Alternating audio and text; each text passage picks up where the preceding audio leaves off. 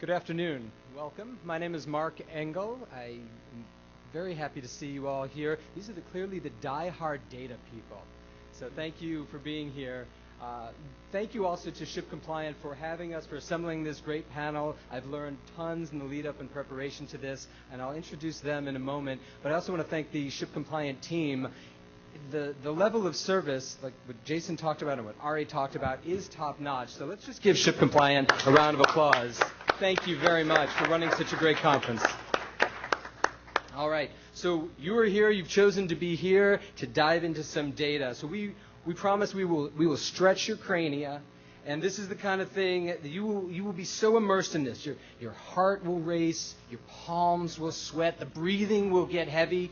It's either because of the data or you're having food poisoning or some kind of virus or something, but it's going to be the data. So I am part of this very, very esteemed panel here, some really, really smart folks. I'm going to be presenting what the data are, and then we'll have a conversation about what it means. And let me start from my far left,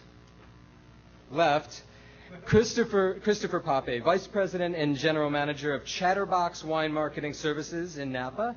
He's spent 10 years in luxury hotels, including the Four Seasons as Director of Restaurants, and then 21 years in the three-tier system on the supply side in sales and luxury brand marketing, including Winebow Imports, Stockholm Fine Wines, and Kendall Jackson. His company, Chatterbox Wine Marketing Services, makes hundreds of telephone calls per day and hundreds of thousands per year to wineries' loyal fans with direct-to-consumer lifetime value. Their average order for shipment is almost triple the average bottle price of ShipCompliant's 2013 average price of just under $38. Next to Christopher, we have Sandra Hess. Sandra, founder of DTC Wine Workshops, supports wineries large and small in the areas of technology and process improvements to grow direct-to-consumer sales and retain loyal customers. Having spent time at the Winery CRM, a Microsoft Dynamics CRM solution, and also DTC e-commerce companies, eWinery and Vin65, Sandra uses proven methodologies that deliver success. And prior to her joining the wine industry, Sandra supported companies nationally and globally in the areas of online advertising, public relations, and compliance management software solutions. To my immediate left, we have Ben Olsgaard, Senior Business Intelligence Developer for ShipCompliant, whom Jason refers to as the ShipCompliant Data Scientist, whom we've been referring to as our data savior. He thinks that kind of, those kinds of praise are a little bit over the top, but he is a self-professed data nerd with a passion for turning data into actionable insights. So you're in the right place for this panel. This is great. He's a 19-year veteran of the e-commerce industry, which I think is before there even was an e-commerce industry. And I just have to say that he has turned around each and every request that we've made of him. He already put together a bunch of data, and then we kept having, meaning can we do this? Can we do this? I kept pestering him. You guys were very polite about it. I kept pestering him, and he was always able to turn around data, and super quickly. Like, he's probably turned around some data that I haven't even thought I need yet. It's already. See, this is Ben. I am the head of Engel Research Partners. I'm a marketing researcher. I was a former partner and the head of the wines practice at BRS Group, a marketing research agency in Marin. I'm now on my own. And I work in the wine industry, beer industry, other food and beverage, and a wide range of industries to help my clients understand different perspectives of their customers, their competitors' customers, and the like.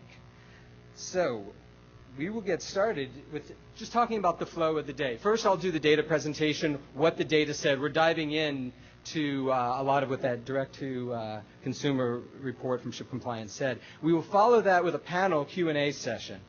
Then there will be a dance competition. And if there's time, we will then go into additional Q&A from the audience. So during the panel discussion, we'll have different topics. Whoops. Oh, thank you, Mariette. No, I don't want to join you right now. We'll have different topics, and we will intersperse questions as we go with each of those topics. So that's the flow. Now the data. What data are we talking about in the first place? We're talking about millions of transactions that ShipCompliant has recorded and they track, and this is talking about wine that is shipped direct from the winery. So this is things like this is club shipments, phone, e-commerce shipments as well, things that are purchased in the tasting room but shipped to you, not the things that you buy in the tasting room and take with you. We're talking about over 1.2 million buyers. That's a lot of people, so this is a lot of very rich data where even the smallest distinctions are statistically significant. The data is collected anonymously, and as you see here, if anybody from ShipCompliance compromises the anonymity, they will get their eyes scratched out. It's just something they do, for quality control. And then today we will focus on gender, age, and destination differences. So the big picture. And this is the study, and this was something that Danny referred to, Danny Brager from Nielsen, referred to this morning. This is just for context. We're talking about volume of shipments, almost 3.5 million cases, which is up 9.3% year over year. Of course, first I read that as yoy, which I thought was a Spanish Yiddish word for eye stress, as in yo, oi, but now in a year over year. The value of shipments is over 1.5 billion. That's up 7.5%. So it's still a sizable increase, but not as big as the increase in volume. And that points to the last piece of data, and that's the average bottle price has dropped 1.7% from 2012 into 2013, still at an average of almost $38 per bottle. So let's focus first on gender. So our question here, the first one is direct shipped wine a man's world? So if we look at volume, 65% of the volume of DTC wines, this is what ShipCompliant is talking about, goes to men, and 35% goes to women. When you look at value, it's an even bigger contrast. 74 to 26, almost 3 times as much of the wine, the value of the wine, is going to men as for women. And here's what explains this. The average bottle price that a man buys is $41, whereas for women, it's just under $27. So men are about 50% higher on the average bottle price of wine shipped. Now, we also noticed that you may remember from this morning, Danny Brager presented some data that showed a very different picture. So our data is on the left there now with a vertical orientation. So 65% men, 35% women. The Nielsen data, and then remember that ShipCompliant is based on purchases. Nielsen data and the Wine Market Council data, 2 other reference points, are based on consumption. And that balance flips it around with 56 or 52%. Silicon Valley Bank would say 60% of the wine being purchased by women. Whatever the exact number, the point is it is quite a different picture when we're looking at direct. And I just would like to say that this slide was made possible by the generous donation of Danny Brager, Senior VP of Beverage Alcohol Practice, Nielsen, and one of the impressive speakers you heard this morning. Okay. Let's talk about bottle price and gender. The more expensive the wine, the more likely a man's buying it. This graph, this is a Ben graph. This blew our minds here. This is just really encapsulates it.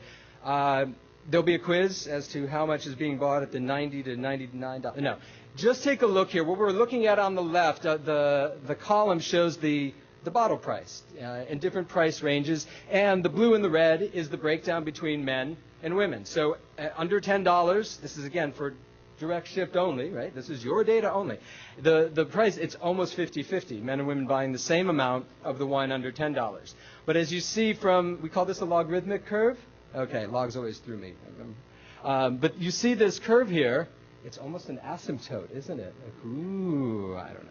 There you go. But as you see, it gets higher. The higher the bottle price, the more likely it's being purchased, that men are purchasing at that individual range. And that's a pretty clear pattern all the way up, the 200 plus range we see at the bottom.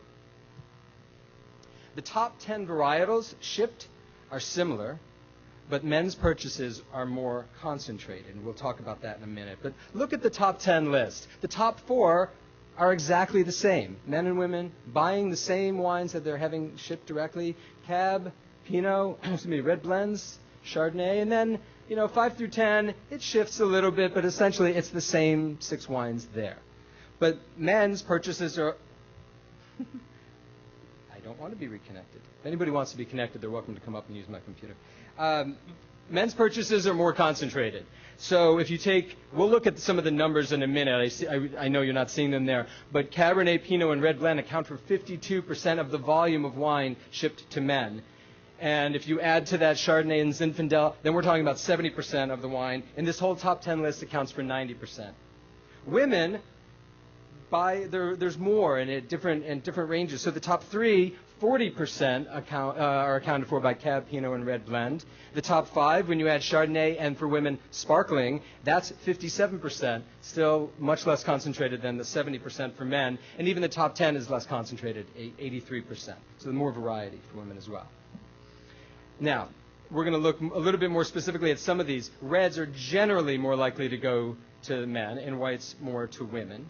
Even though, in this picture, remember, women are still buying reds more, the top three are red wines. But when we look at these individual percentages, these percentages are the percent of either a man or a woman's purchased volume by varietal. So in other words, 23% of what men buy by volume, direct shipped, is Cabernet, and 15% of what women buy is Cabernet. So there's a big difference there. Pinot, you can see, 17 to 12.5. Zinfandel about 7 and 6, and Shiraz 4.9 and 4.4. So, but we have so much data here that even those numbers are even the Shiraz difference is statistically significant.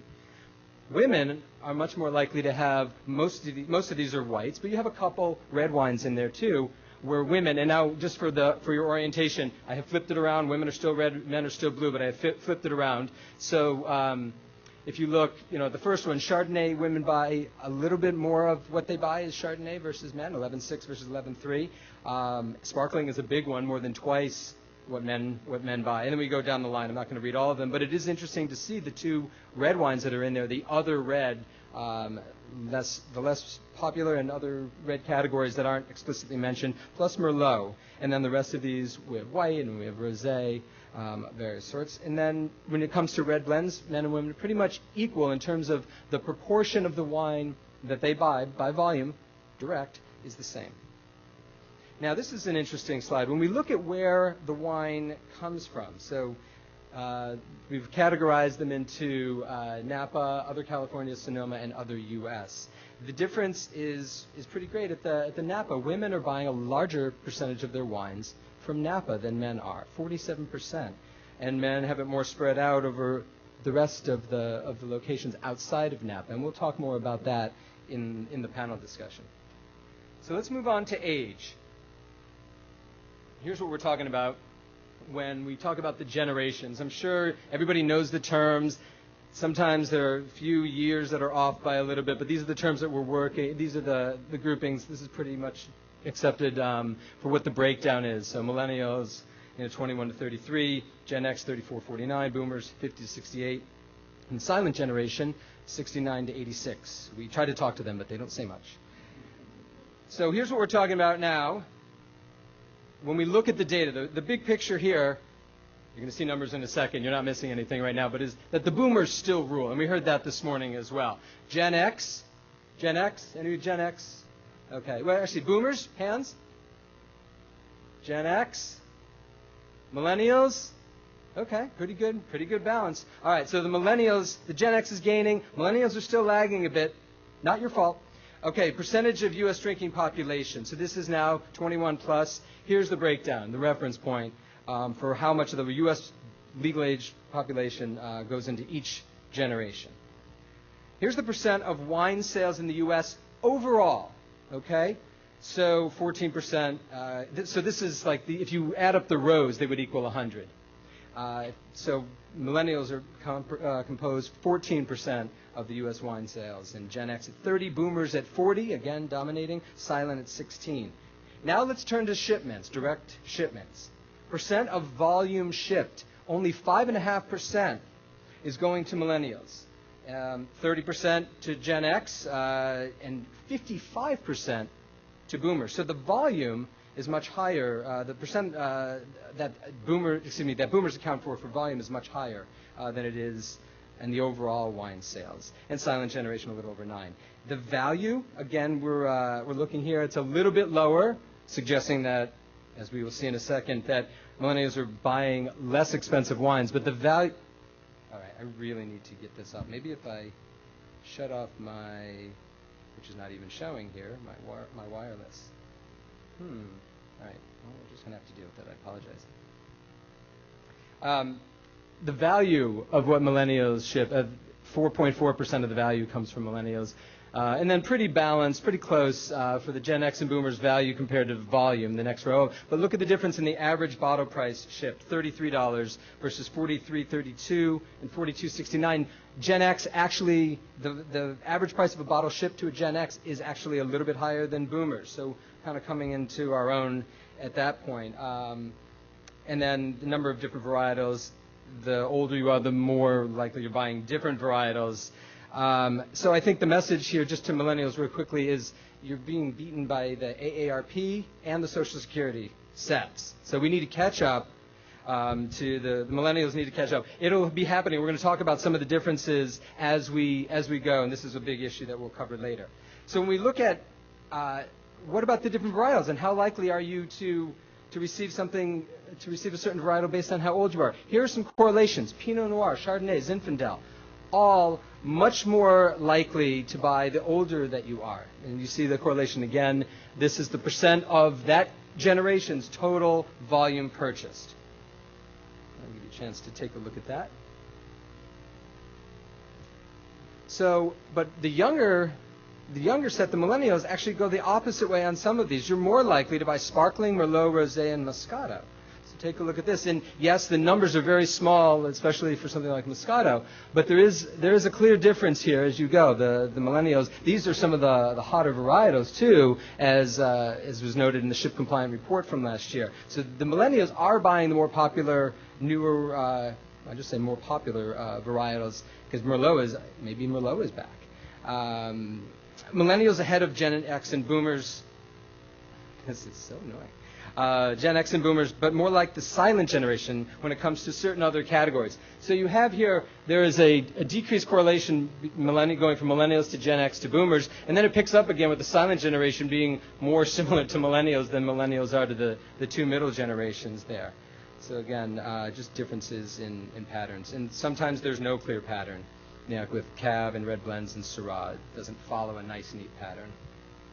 So we also talked about where the wine comes from. Millennials, like women, are more likely to have their wine shipped from Napa. So it's than the other generations, and it actually decreases with age. There is a correlation. If you look for Napa, 38% of the wines that millennials buy come from Napa, down to 29% of the wines that the silent generation buys coming from Napa. And you can look here, it's pretty even across the board for Sonoma, similar for other California, although other California is a little higher at for the two of the younger generations. And then other parts of the U.S., much higher as you go to the Boomer and the silent generation, Boomer generation, silent generation. Okay. So now let's focus on destination. So where are the wines going to? California, probably not surprising, is by far the largest destination for direct-to-consumer wine. I promise you I'm not reading all this data. But if you look, you see that California, the volume, this is the number of cases shipped to each state. California has more cases shipped than the next 5 states combined. So just take a look there. Usual suspects in the top 5. Where you're most likely shipping to, places: California, Texas, New York, Florida, Illinois. You can see where the rest goes. So we look at the highest average bottle price, and this is based on per bottle, not per capita, but the highest average bottle price goes to New Jersey, and these are the top 5 states for the average bottle price.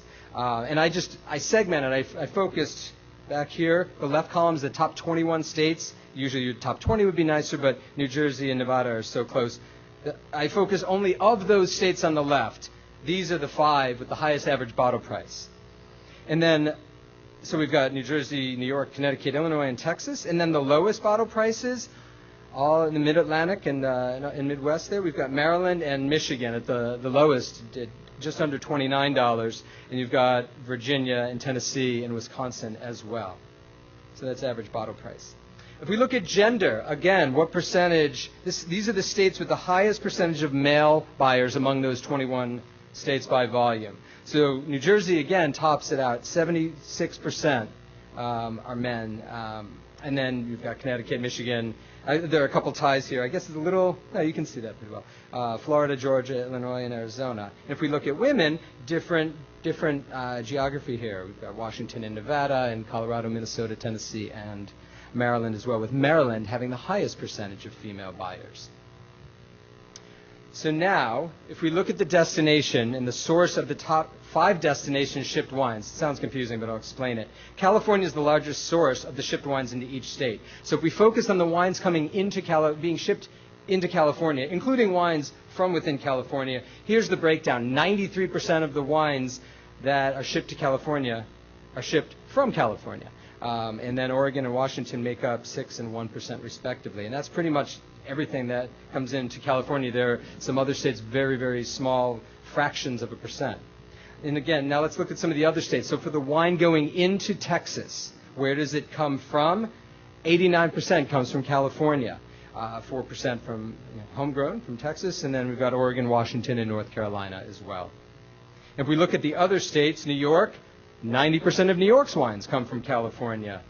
Let me rephrase that. 90% of the wines being shipped to New York come from California. And Oregon at 4%, New York at 2%, and you've got Washington and North Carolina. For wines going to Florida, 83% of the wines are shipped to California. That's the lowest among these top 5 states. A large percent from Oregon, 9%, plus Washington, North Carolina, and homegrown Floridian wines. And then for wines going into Illinois, 85% come from California, 8% from Oregon, and then 1% each for Washington, Michigan, and Illinois. So now if we look at the blue numbers here, we look at where in California is the wine coming from. So these are shipments from California. This is the 93% of the wine that comes into California is from California. 89% of the wine that comes into Texas is coming from California, etc. But where in California? Well, here's the breakdown. If we look at California, so you break down that 93% of the wines that are being shipped to California from California, 32% are from Napa, but 27% are from Sonoma, and 34% are from other parts of California, which is a very different picture than for the other states, where it's all the percent of the other states. Percent of the wine that comes from Napa is between 43 and 48%, and it's pretty much between 38 and 43% coming from the combination of Sonoma and other parts of California. And actually pretty consistent, Sonoma 21 to 23%, and other parts of California 16 to 20%. So now let's look at where do the top 5 shipping states send their wines. It's still a destination issue that we're going to look at, but just to reframe the context here, the top 5 D2C wine shipping states are California, Oregon, Washington, North Carolina, and Texas. So where do each of those states send their wines? Well, we find out that Oregon is the most generous in sharing its wines beyond its borders. Only 6% of the wine that Oregon ships out goes to Oregon. California makes up their highest percentage at 19%. So in other words, of the wines that Oregon ships out, 19% are going to California, 8 to Florida, 7 to Pennsylvania, and 5 to Washington. Now, for all the other states, they ship to their own. So of all the wine that is shipped from California, 30% is shipped to California. And with the 9% going to Texas, 7 to New York and Florida, and 5 to Illinois, notice that those are the 5 states that have the most shipments, direct shipments going to them anyway, and it makes sense because California makes up such a large portion of that. With Washington, they keep 37%, and then 9% goes to California, 8 to Virginia, 6 each to Texas and Florida. For the wine that's shipped to North Carolina, the 4th leading shipping state, they keep about a third as well. They send 10% south to Florida, 7% north to Virginia, and 7 to Texas, and 5 up to New York. Now, Texas, they like to keep their wine. 82% of the wine that Texas ships out direct stays in Texas. And then you've got 2% each going to Louisiana, Florida, California, and Colorado. So we can come back to some of this data. I want to turn this over now to the panel for a panel discussion. And I would like to start by asking, just quickly, to get a feel for the room, the size of the winery. So if you are a winery that sells, that direct ships under 5,000 or sells under 5,000, produces under 5,000 cases, please raise your hand. Under 5,000, okay. How about 6 to 50,000? And 50, above 50? Okay. So that will give you a little bit of a lay of the land. We're going to start by talking about the luxury segment generally. And the topic here is what factors that a winery can control affect the likelihood that a consumer will ship a $40 bottle versus a $20 bottle. So I'll take that first. So in shipping wines, obviously, this ShipCompliant, we've seen a lot of numbers and the cost of wines issue. Getting wines out to market, there's costs involved. We found that in the luxury space, $40 above 20 to 40, particularly in the higher end wines, there's going to be costs involved. At what point does the break make sense to ship a $20 bottle? Obviously, if the average is $37 per bottle, and we could like to see it go up and increase, we shall see scarcity come into play. One of the things that I talk to my clients a lot frequently about is syncing your three-tier channel plan, marketing plans with your direct-to-consumer plans. The marketing managers need to figure out where the allocations are going, decide if there's a lot of wine in a particular market. In the three-tier, you might focus your DTC in another state or another region. Press reviews and points, lack of discounting will bring that.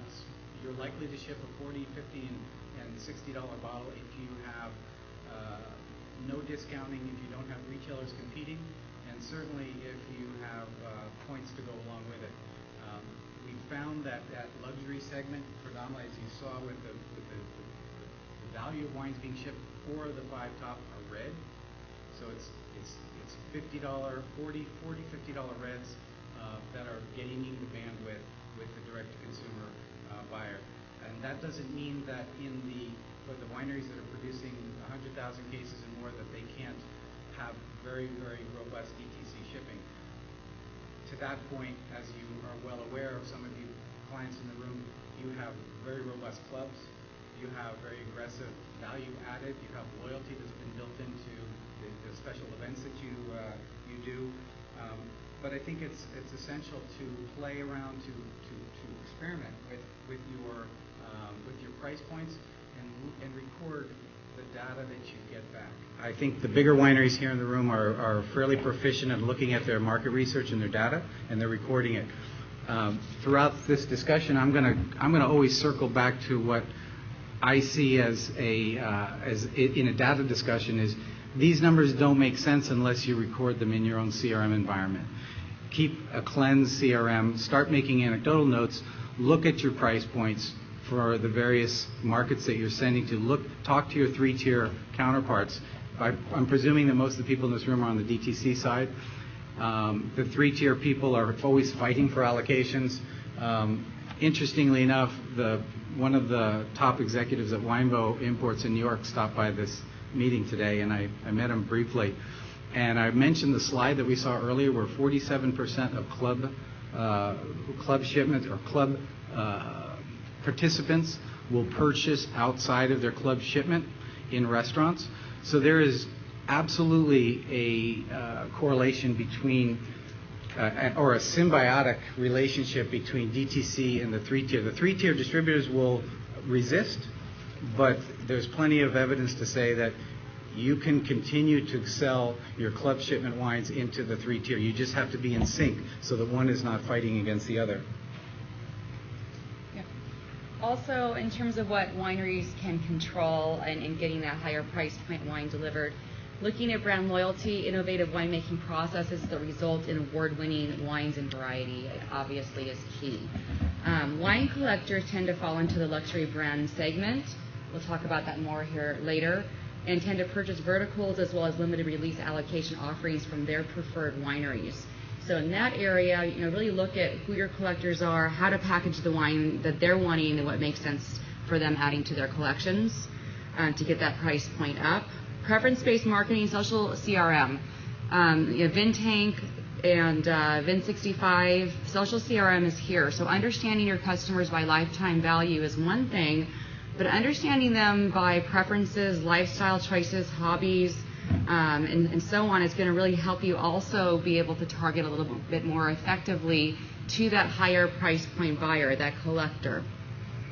With that said, segmenting your top 25 to 35% of customers by lifetime value, social value preferences, the DTC managers within your winery can then start customizing your messaging and allocation offerings that show the value customers that the winery has listened. Picking up the phone, having that conversation, testing out also mixed case offerings to your top club tier members is very valuable. This has been happening very successfully the last couple of years with several clients that I support. Sample it first with the top 25%. See what they're really wanting. How are they going to respond? In a lot of cases, having that conversation is driving that per club member average annual sale up to 25-30% year over year. And then lastly, document it, as Chris alluded to earlier. In a 2013 tasting room survey report, Silicon Valley Bank, we just love Rob McMillan, he pointed out that wineries in Napa, Sonoma, and San Luis Obispo counties account for, let me just get back to my notes here, CRM users. So he really touches on who's using the CRM right now. And of that, he found out that they have the highest usage of CRM at about 65%. The average nationally, though, is only 48%. So there's a lot of room for growth here in implementing a strong CRM system, setting up your segmentation, getting more intimate with your high-end buyers, and documenting that information from that perspective. How many here use CRMs? Pretty good. Well, that's maybe about half, so that your numbers hold up. Mm-hmm. So in terms, I'm sorry, I didn't re-explain the format of this. And the purpose here is obviously to take these numbers and not just what are they, but what do they mean and what can you do with them? Because we want this to be something where you say, oh, I'm leaving here, now I've got some ideas that we're thinking about something from a different perspective. For each of these topics, we'd like to open it up for a couple questions, and then we'll move on to the next topic. Pablo, I believe, had a microphone, or Petra has a microphone. Somebody has a microphone. So please just raise your hand, and Petra will give you the microphone, and please share your question. Thank you. This might be just a throwaway question, but is the price per bottle the sticker price or the total transaction divided by the number of bottles? Like, is it what the consumer feels or what the winery gets? Does that make sense? The price is what they pay. It's not the sticker price. Is that what your question is? Right. So it would be their shipping and the taxes. No tax, no shipping. So it's the sticker price of the. Yeah. More questions? Yes. Yeah, I have a quick question back on the data that shows the gender breakdown, and that it was inconsistent with the Nielsen and the Wine Institute data. Mm-hmm. And I'm just wondering, how do we know that in the direct-to-consumer it's really men that are making the orders as opposed to somebody's wife entering it and ordering it? Because I think there could be a significant skew off because of that. Yeah, and that was suggested last year as well. So what we're looking at is the actual buyer of the wine, so the credit card holder in most cases. And what we do is we do a gentrification, what's called gentrification of first name, to see whether it's a male or a female. But I was talking to Danny about this yesterday. It's impossible to know, after that wine is shipped, who's actually doing the consumption of that wine. That's why it was clear in that other slide that, the Nielsen data is the consumer versus on the DTC side, who's actually making the purchase. There is a difference there, obviously. Right. My wife, for example, uses my credit cards all the time to make purchases. So that's really what I was thinking of. Yeah.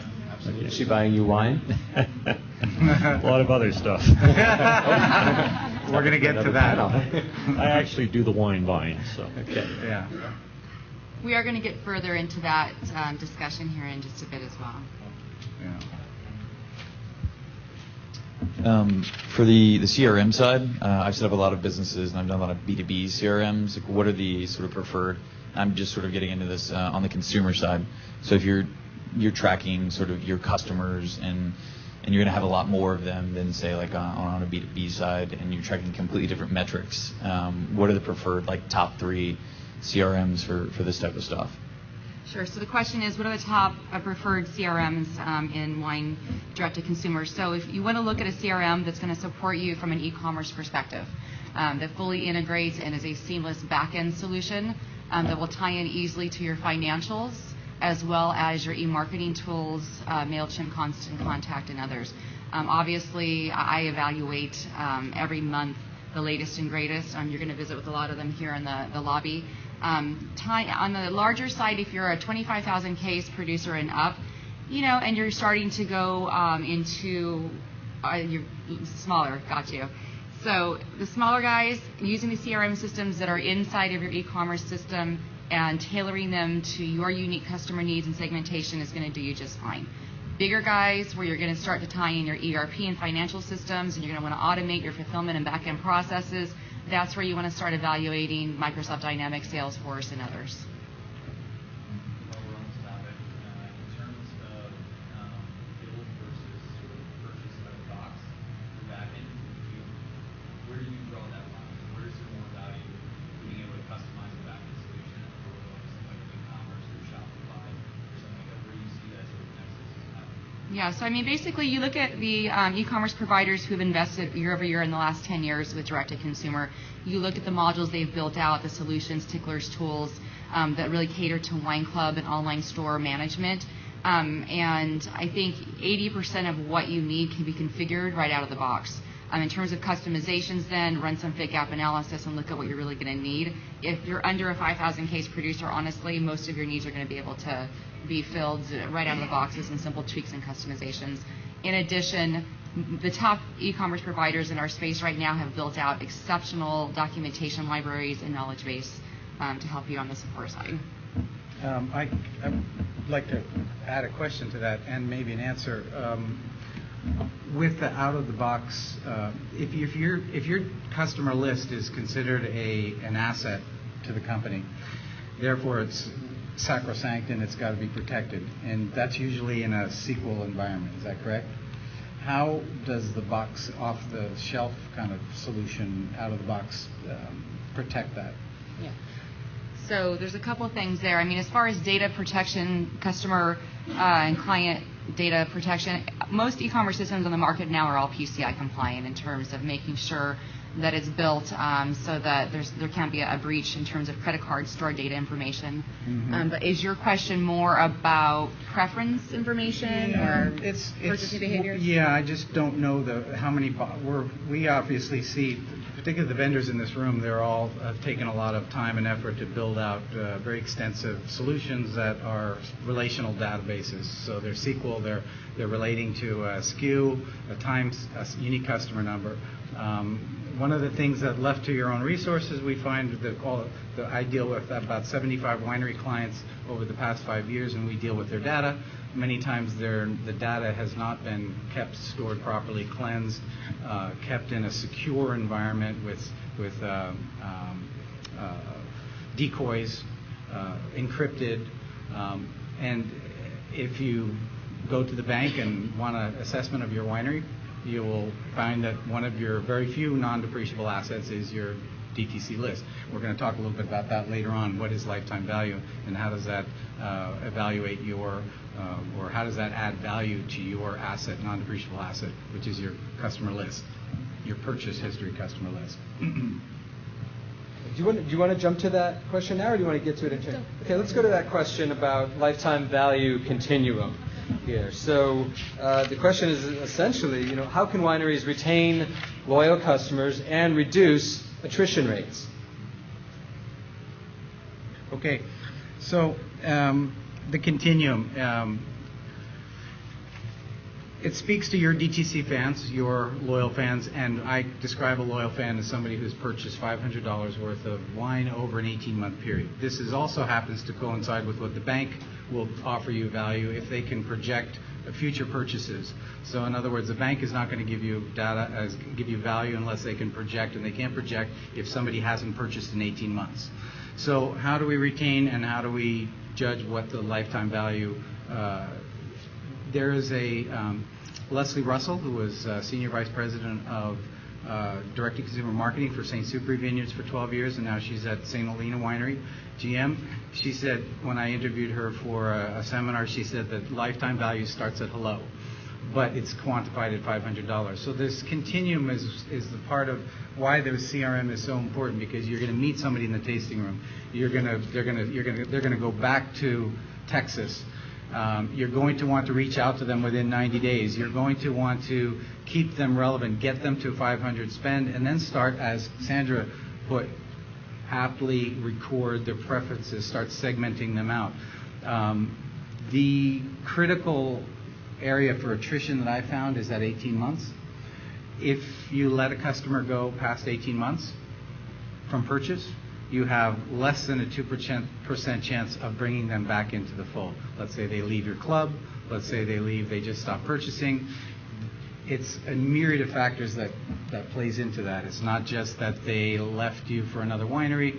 If you don't reach out to your customers, they will cheat on you. You need to remember where that cutoff is. And that's where a CRM, aging reports. How many of you are in finance and do aging reports on your receivables? It's an important part of the business. Why would you not do an aging report on your customer database? And that you can do in that CRM environment. 15 months, 12 months, 13 months. Reach out to these people, making sure you're keeping relevant. Check your open rates. Mm-hmm. That covered it a little bit. Mm-hmm. Also, taking the time to have meaningful interactions and conversations. So, have an annual customer touch point plan in place if you already don't have one. By customer type. You don't want to overkill with too many emails and phone calls, but you want to make sure that there is enough touch points where the customer feels cared for.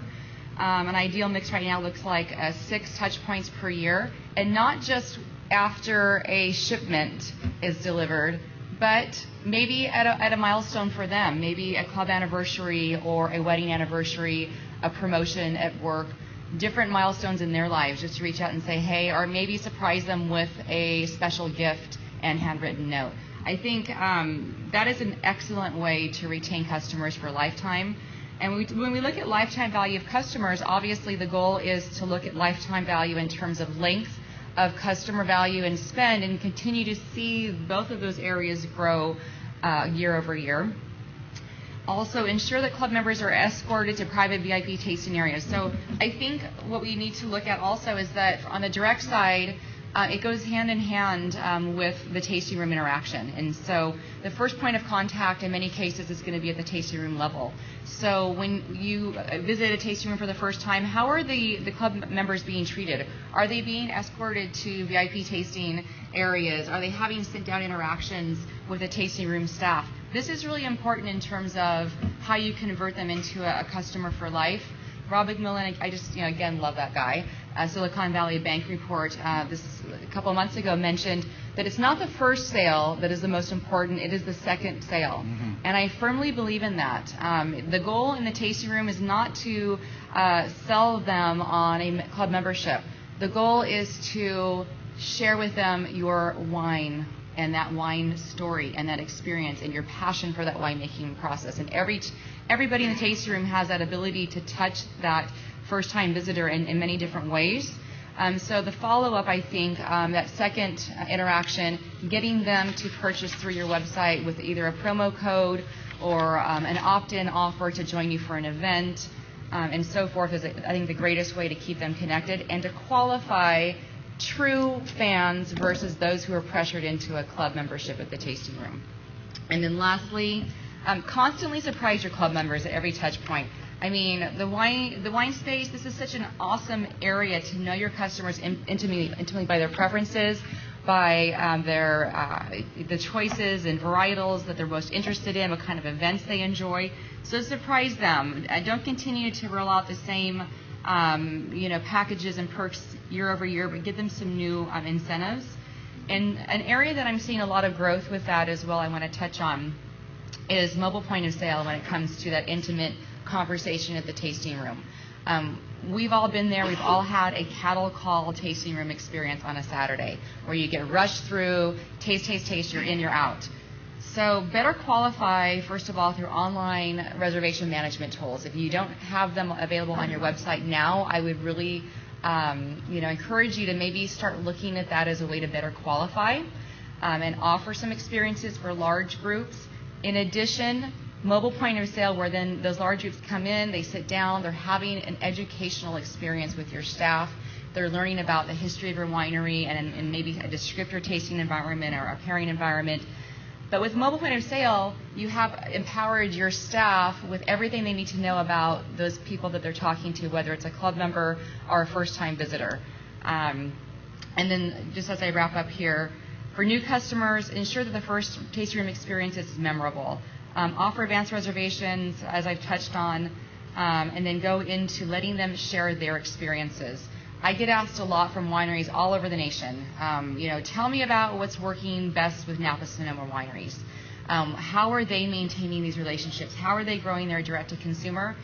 And I monitor social media daily, and successful wineries are using social media to let their customers tell their story, tell the brand story, here's what we served at our wedding last month. We were just on vacation in Italy, and we had our favorite bottle of whatever it is with us, and celebrated a wedding anniversary. So I think that's the most effective way of using your marketing team, is let your customers shine through social and through your website. So we will open this up to questions, not about this. Any questions about this lifetime value continuum and some of the suggestions, the insightful recommendations that Christopher and Sandra have made about retaining loyal customers, how to go above and beyond and show that extra sense of care and surprise? Anybody have questions? Petra will give you the microphone. I was actually going to ask something like this with the last topic as well, but you were talking about the different levels of purchases that the different age groups make. And I was wondering if you have any information about the level of club membership. Are boomers, for example, more likely to be a club member than millennials versus Gen X because they have a higher purchase? I'm wondering if that's tied into the loyalty program that's built into wine clubs. I mean, what we're seeing right now is that millennials are not joining clubs, but you want to watch them in the next couple of years. Millennials are about the experience, and so they are visiting Napa and Sonoma wineries. They're going out to clubs and dropping $1,000 in bottle service. They are purchasing, high-end champagnes. So they want to have that experience. They're all about the touchy-feely, but the glamorous experience as well. So keep an eye on the millennials. I think in the next 2 to 3 years, repackaging wine clubs that are of interest to them, that are event-related, that strike up their interest, is going to be really important. The traditional club offerings, maybe not so much. Maybe it needs to be a little bit outside of the box, at the winery and outside of the winery. Good. One more question on this topic before we move.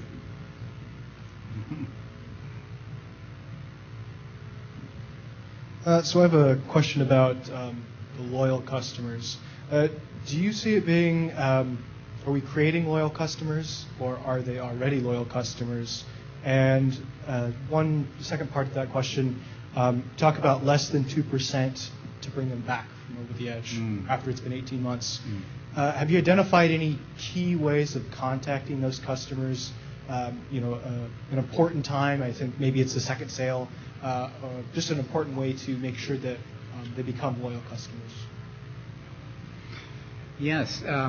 So let me start with the 2% and then go back into where the loyalty comes in. The 2% we found, and our business has been open 5 years now. We've done a lot of campaigns to what they call reclamation campaigns, and this came about after the downturn in 2008. There was a real flurry of activity from 2001 to 2008, where there was lots of development, lots of influx of wineries, growth in the sales, and then 2008 came, and people started looking at their database, and also their 3-tier was having difficulty.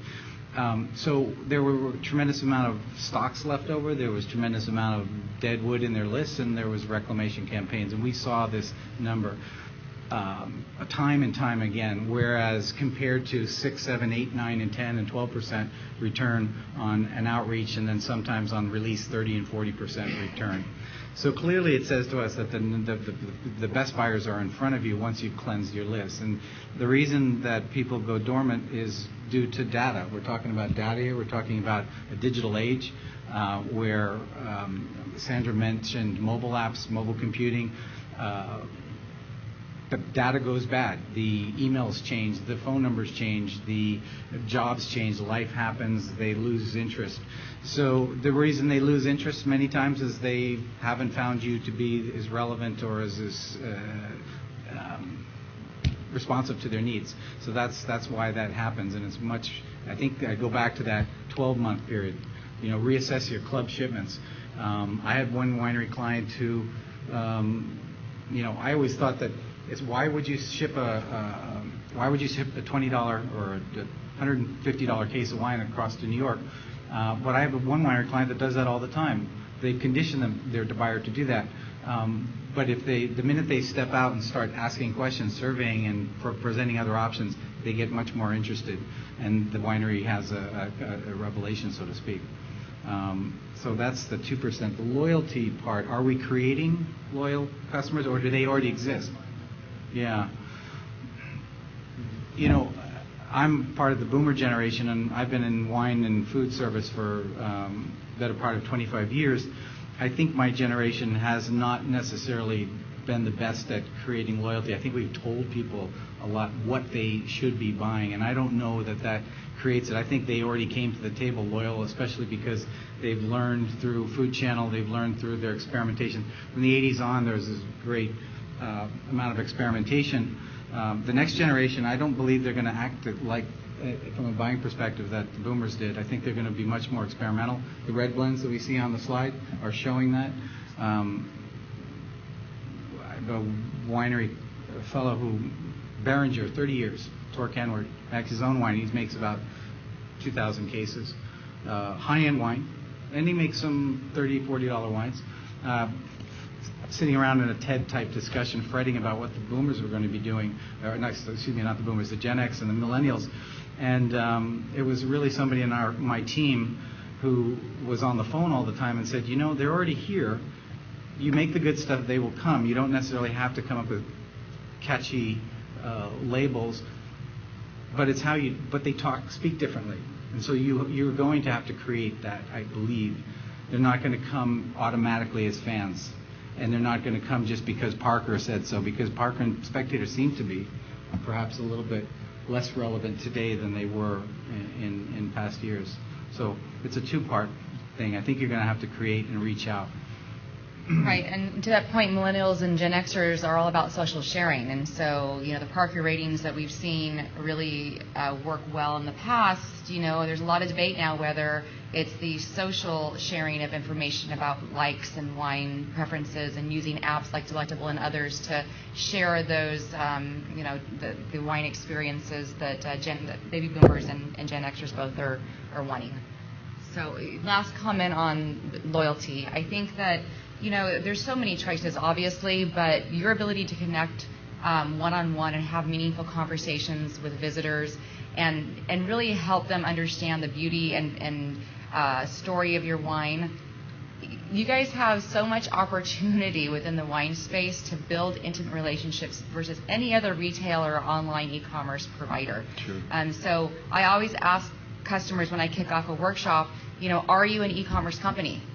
And I'll ask them that a couple of times, because the mindset is, well, we're a winery, but you're also an e-commerce company. And so going back to that loyalty piece, really take time to uncover as much as you can in that in-person experience and conversation to be able to then, after the tasting room experience, continue delivering that same level of customer service and experience that they're wanting from you.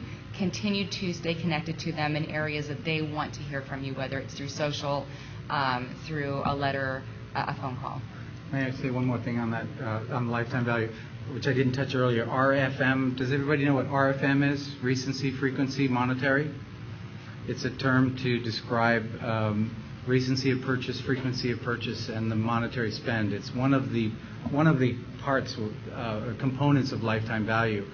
And 3 of the gold POS or CRM companies, providers that will be doing workshops tomorrow, all have features within that CRM that will allow you to assign a numerical value, a numeric value to lifetime value, so that you can, with a tag in your system, you can look very quickly. You don't have to look at lifetime spend and assume that that is lifetime loyalty.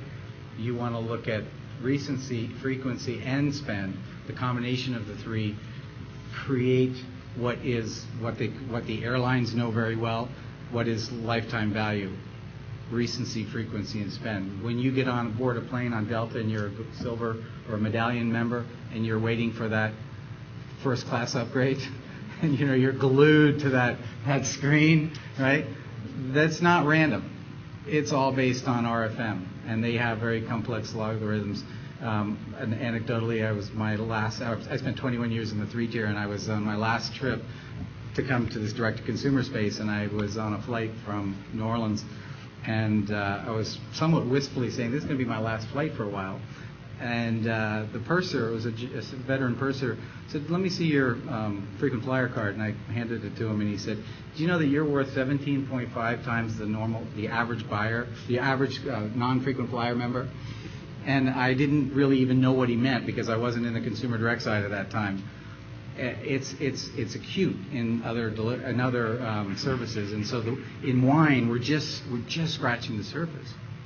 If you can figure out this equation with your customers, you've got huge potential in front of you to capture the next round of buyers. We're going to move on to another topic called How to Join the Marriott Lobby Wireless. Okay. Such a hot topic right now. Yes, it is. All right, we're going to go talk about gender for a bit.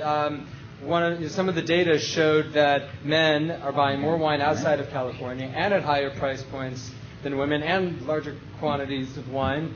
What are some of the opportunities here that may present themselves? Mm-hmm.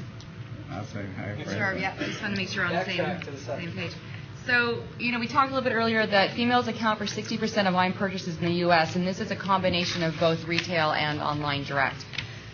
So I have a theory that females tend to be more of the planner, and if you look at a collector versus a planner and start to segment your buyers in that way and correlate the ShipCompliant data that's being shared today with your winery data and Google Analytics data, it's going to be interesting for you to then, I think, help better segment and better speak to these buyers based on their buying habits. So with that said, maybe using U.S. holiday calendars to schedule email campaigns to women prior to the big events when they're getting ready for a celebration, offering maybe a promo code for shipping to ensure the wine arrives in plenty of time for that celebration, possibly include a recipe card or book that correlates with that holiday. Little thoughtful extra touches like that appeal to women, I think, is going to go a long way. Males tend to purchase wine in advance when adding to their collections or possibly purchasing for the household events and gatherings. And this goes back to your point earlier.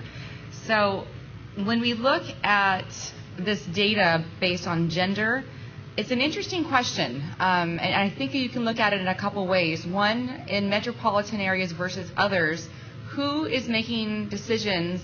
Who is the head of the household? Who is making online buying decisions? Which credit card is being used?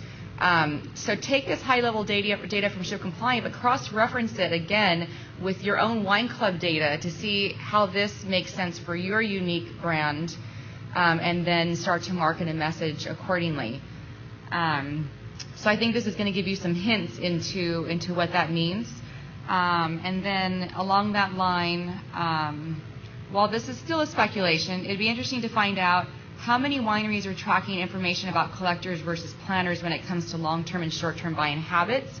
Asking questions organically about a buyer's wine cellar will lead the conversation to direction around collector wines. So it's so simple at the winery level, and it's the tasting room, over the phone, at an event. Oh, great! Are you adding, our new latest reserve to your cellar? Do they have a cellar? I mean, that's going to tell you right there a little bit about how serious of a wine buyer this is. And then record that information.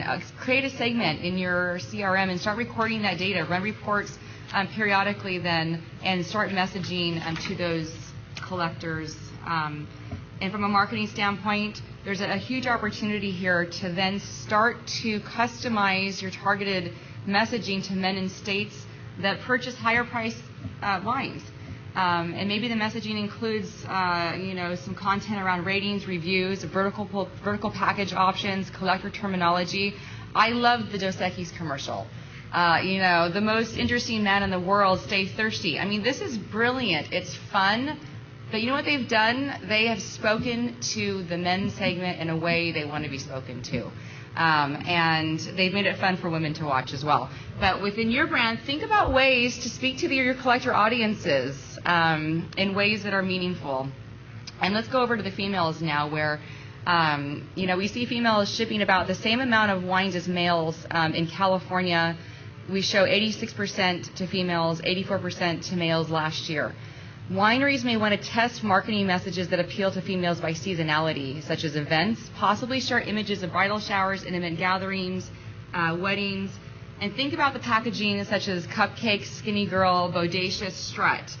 It's very interesting how they're appealing through packaging to these growing audiences.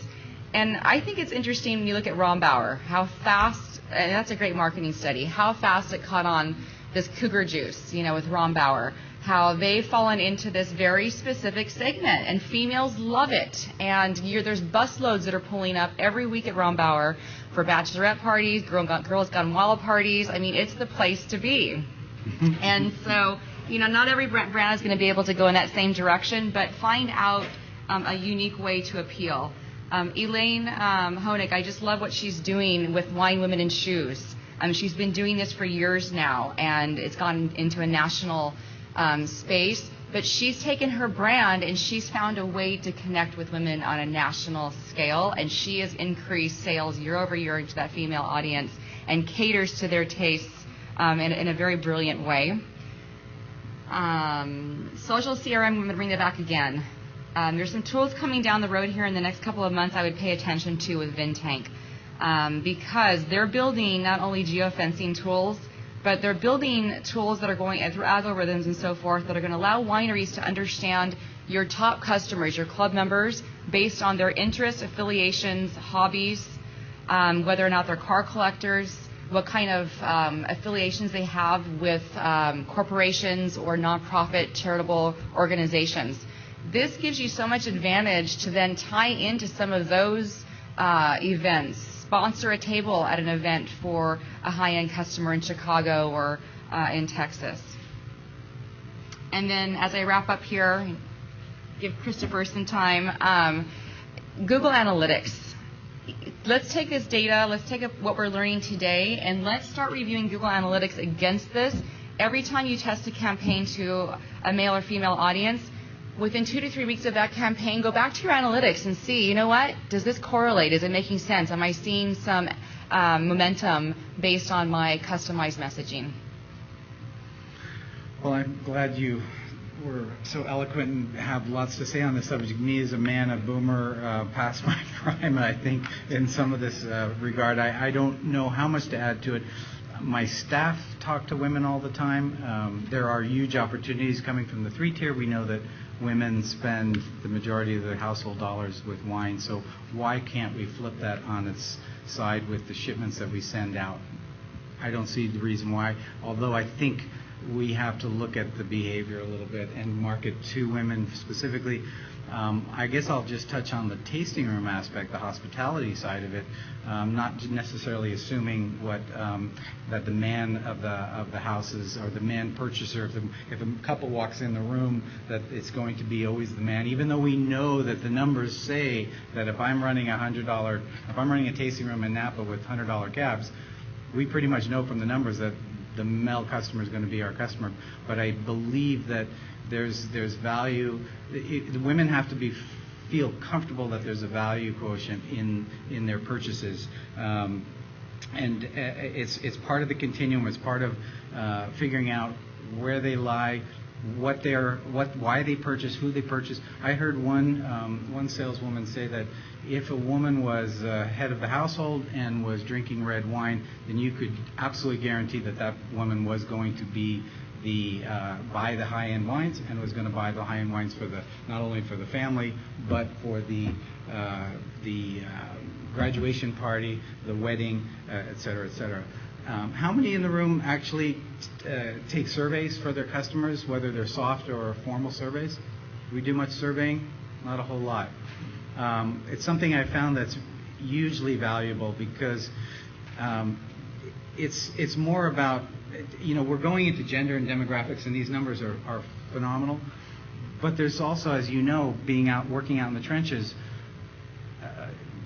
and a silent generation can be buying, or like from iNike is a great example online. They have these people that are buying sneakers, that are making their own sneakers online. Now Fiat's doing it. There's no demographic there. It's a matter of preference. People have preferences, so let's also remember who we're talking to in the tasting room and try to get beat on their preferences, not on their gender or their demographic. And I think you'll find that you'll gain many more women to the buying ranks. And I would just add that anytime you do any sort of surveying of your club members, that outreach is both brand building exercise as well as research. So they appreciate that contact, that you care what they think and want to know more about them, so that you can do all the things that Christopher and Sandra have been talking about to make things more personal. So you're learning, but they're also feeling like, hey, the winery cares about me. We are down to less than 10 minutes, so time flies when you're having fun, I guess. So probably no time for this, because I don't think you'd want data guys, especially Ben and I dancing. I'm doing that. But we did promise that we'd open it up for any last questions. Does anybody have anything? We do have a couple more topics, but we wanted just to make sure that you're getting your questions answered as well. So I see two here. Petra will come by with the microphone, and one here, almost the same row, one row up after. So we got three questions. I don't really know what kind of category of the topics we've discussed this affects, but it just sort of generally in marketing to loyal customers, whether they're very loyal or a one-time purchaser so far. We have kind of an ongoing debate among our team about online purchases, and we're moving to mobile and getting better shopping carts and all of that some of us are pushing for, and others feel that there may be, by driving people to the website to make their purchase there, that there's a missed opportunity of having them call into the winery and having a discussion and an opportunity to upsell to them on that, and also maybe collect some more information. So I was just kind of curious what your thoughts are on that, sort of the convenience factor, and maybe the person who knows what they want and they want to purchase it at midnight when the winery's not open, versus the more personal touch of a phone call. I would say both. But if you're going to offer both, make sure they're both done right. So the worst thing that can happen is that you encourage your buyers to call in and place orders, but when they call in, they're getting voicemail. That's going to be a negative experience. So I would say give them the option. If they choose to call in, great, but make sure that you have that staffed really well, and that there's quick follow-up. At the end of the day, we're seeing the studies, the trends. People want 1 and 2 click shopping from their tablet and their smartphone. That's where it's going now.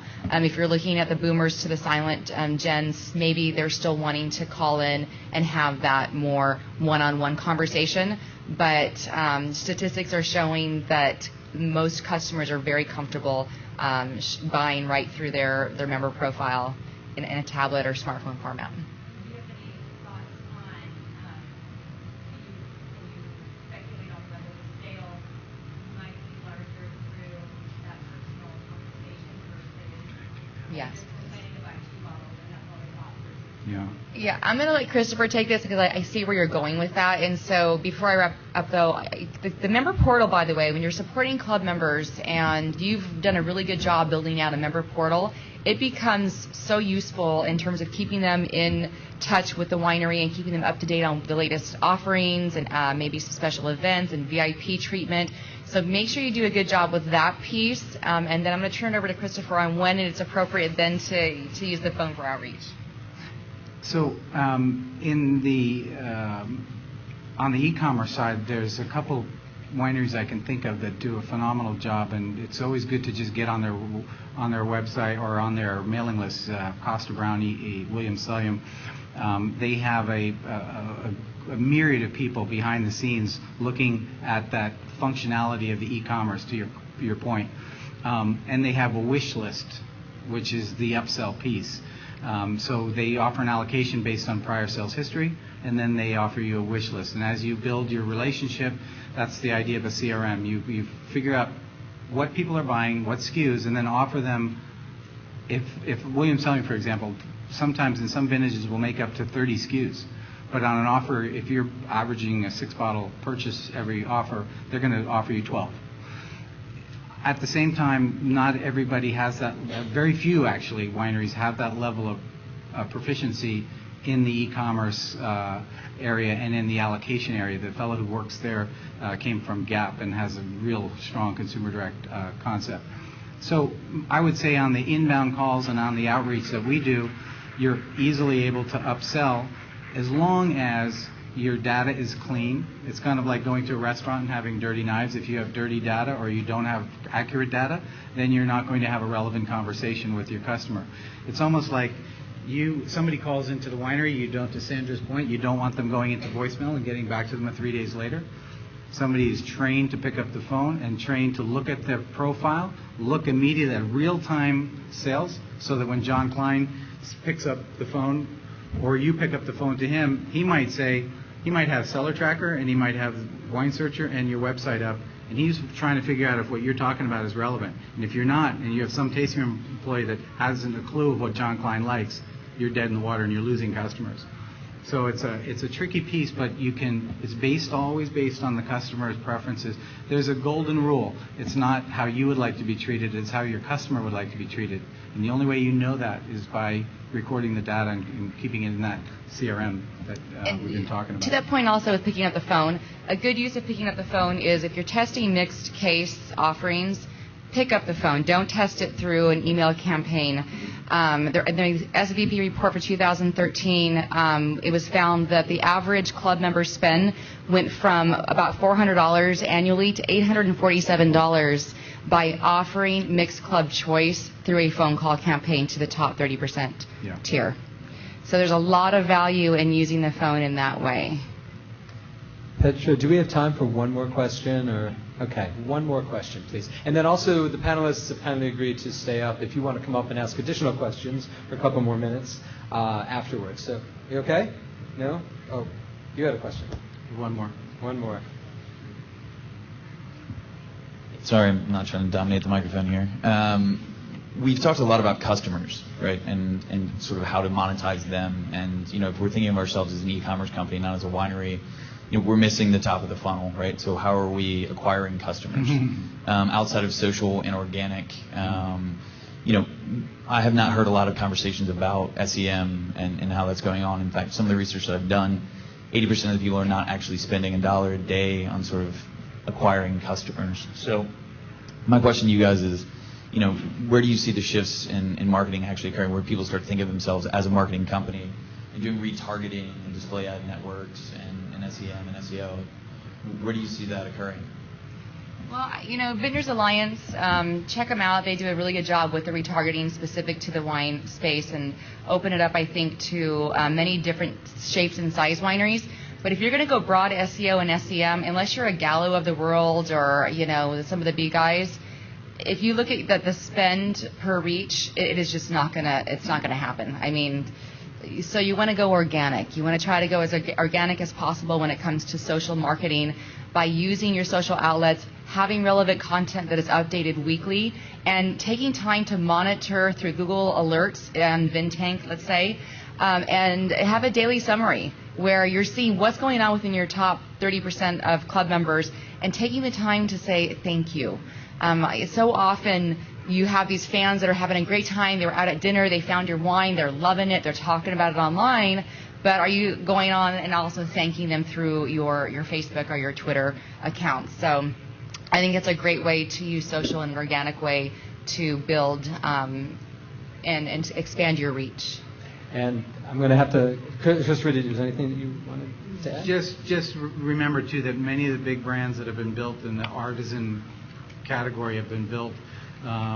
Jack Cakebread, Chuck Wagner, Camus, some of these titans in the business, Jim Barrett and Chateau Montelena, did it by traveling around the world and talking to their customers and having dinners. And this is something that e-commerce can't replace, that personal touch. It's the luxury we have in the wine business. Other luxury goods would love to have the relationships that we do by virtue of being face-to-face with clients. So keep being face-to-face, and you'll get a lot of rewards. But record everything that you do with it.